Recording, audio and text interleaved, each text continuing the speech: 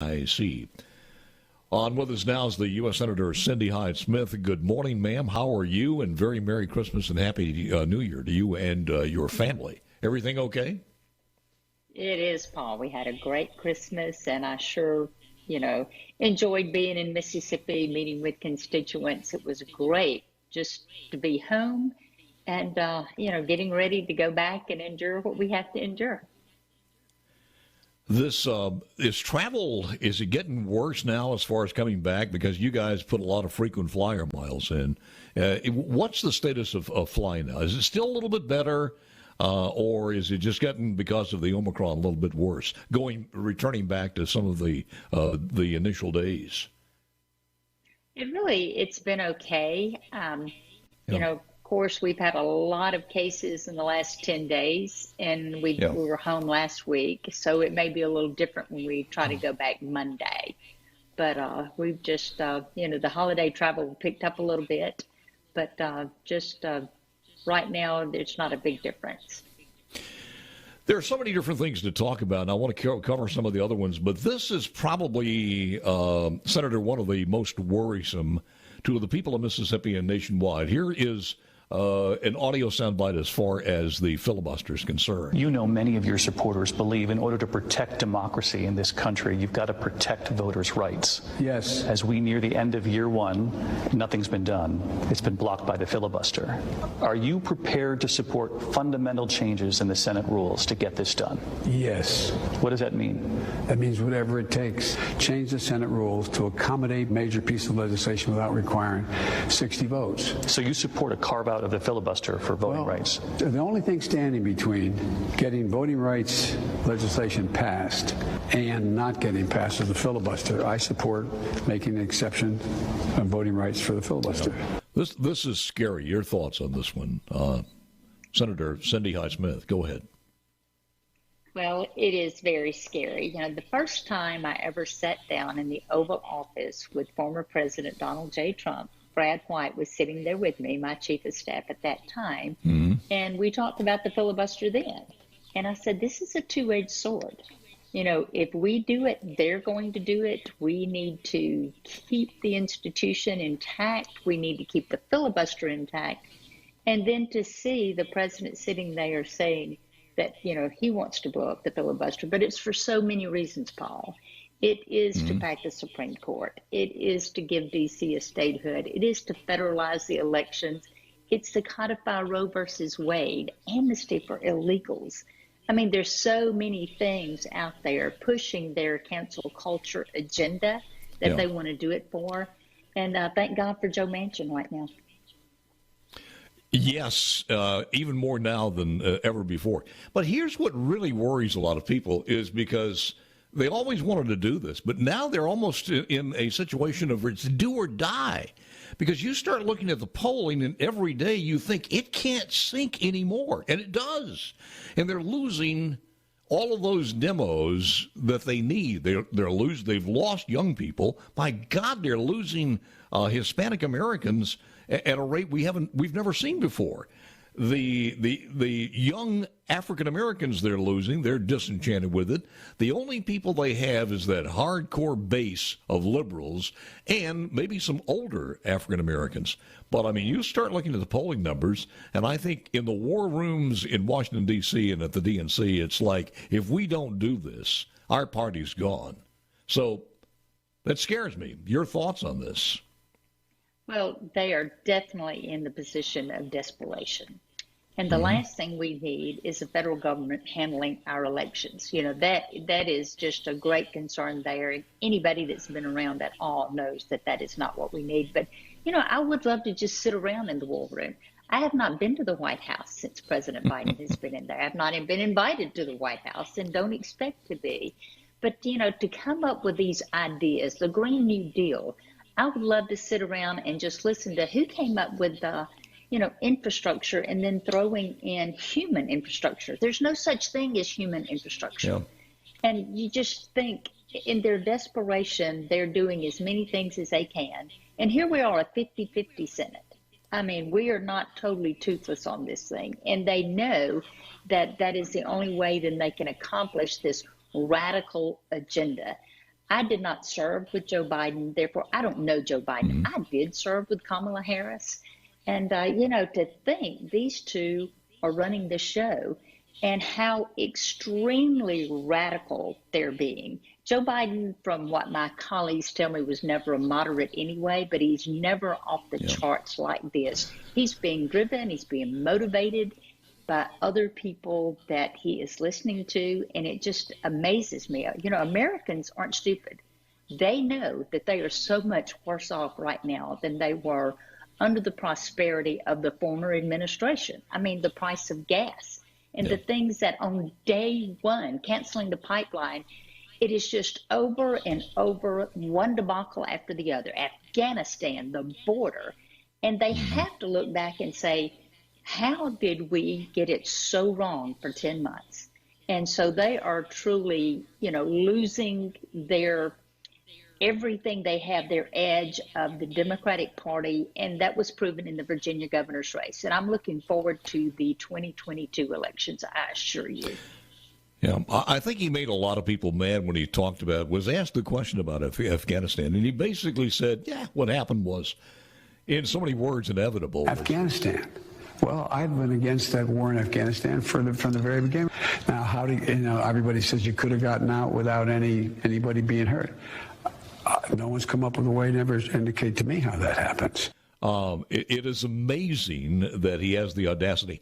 He had a press conference yesterday or day before yesterday, and he was going to take some questions. And again, we see the press stopping that immediately because who knows what the next thing is that this guy's going to say. I did want to ask you this. What happens if you came down with COVID and the vote was scheduled on that day? Or anybody else? I mean, the line is so thin. That's it. No one can afford to be absent at all. I mean, it doesn't matter what it takes to get us back there. And when the previous administration, when we had circumstances, we would really work with the other party to say, we know that these funerals are going on or whatever, that someone's not going to be here. We can postpone this.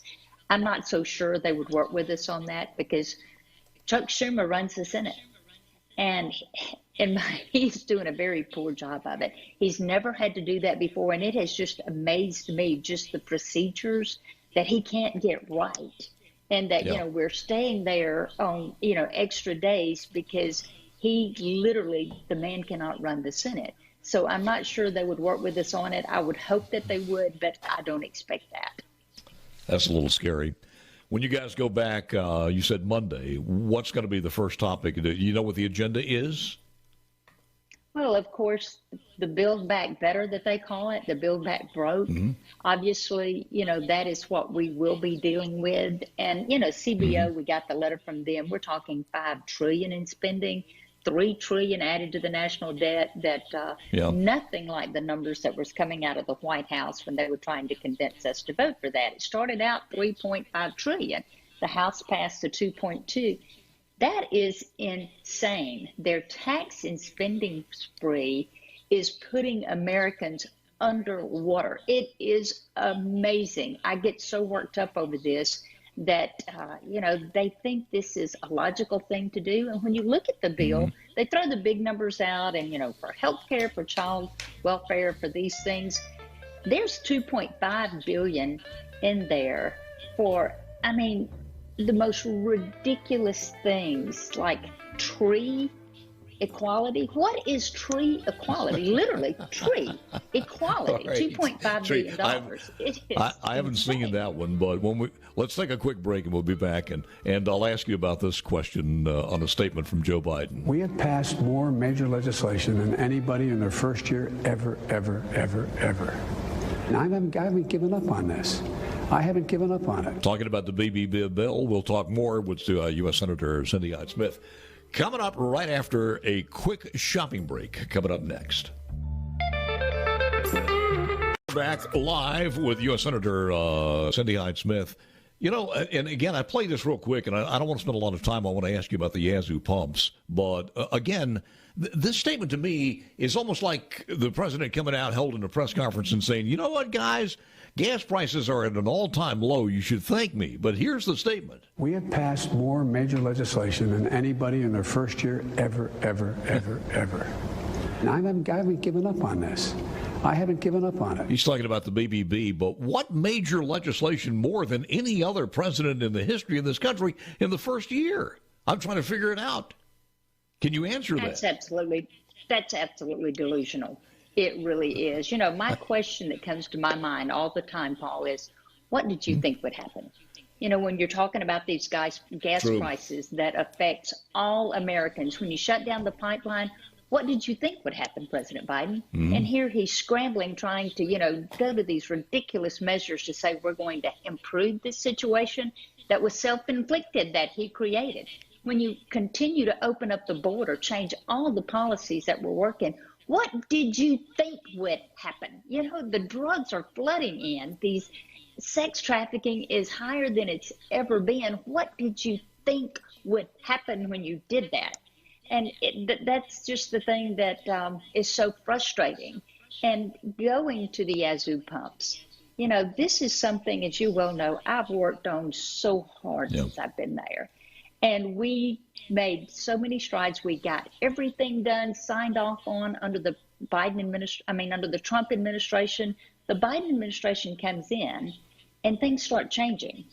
And the first inkling that I got of this, when the chatter came in, is EPA is looking at reversing the Trump administration decision.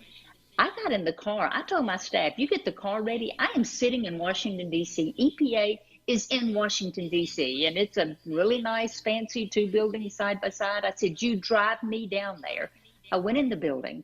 I went to the administration's office unannounced, no appointment with Michael Regan, and I walked in and I said, I will see this EPA administrator. He comes out, and for 42 minutes, I wear him out on what is this I am hearing.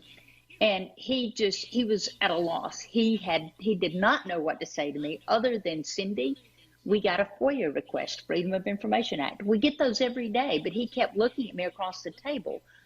I pulled that request, and when I saw it was signed by Benny Thompson, you had to blow in my face for me to catch another breath of air when that letter was signed by Benny Thompson. Looking at the E&E Daily, of what they are reporting of why in the world would a U.S. congressman request an investigation on approved pumps that he says he wants. Why? People in D.C., they're all saying this makes no sense. You've had unbelievable flooding 9 out of the last 10 years. You get it across the finish line. Everything is signed off on. We're ready to go. And now you come in with your congressman is wanting to overturn this and undo this. And I have all the letters. I have copies of the letters that are signed by Benny Thompson demanding an investigation on why they were approved. It makes no sense whatsoever. I get furious about this.